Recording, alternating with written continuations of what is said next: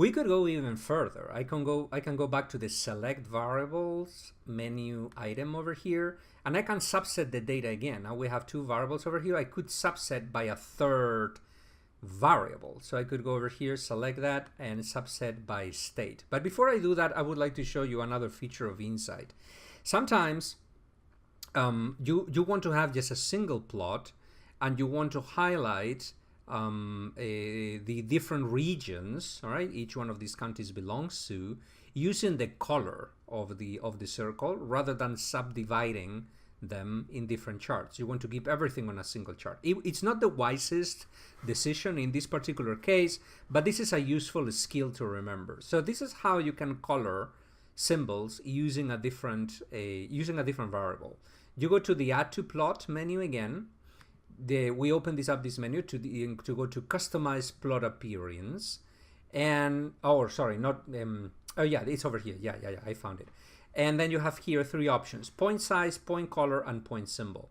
If you select point color here, the point color, we could click on color interior first over here, color interior, and that will color the inside of the circle rather than the outlines.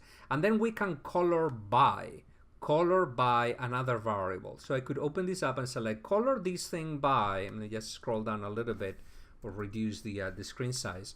All right, color by state, for example, county, state, but there are other variables over here. Well, actually this will not work really well. I selected county, state, and the program will crash, right? Because it has so many different values over there that it's going to create like 100 or 200 different colors. So that's not going to work really well. I need to wait for just 1 second. Wait for it to, there you go. So there you go. That doesn't really work, right? So I'm going to go again to color by and select here. Let me see if I can get that menu back. Select, for example, a region. There you go. I'm going to just scroll down, select region. I'm going to select region, and then remember that we only had 6 regions. All right, each one of them will be colored differently over here. But as I said before, this is sort of a mess. We cannot really see anything over here, right? And what I want to see is the relationships between those two variables, region by region.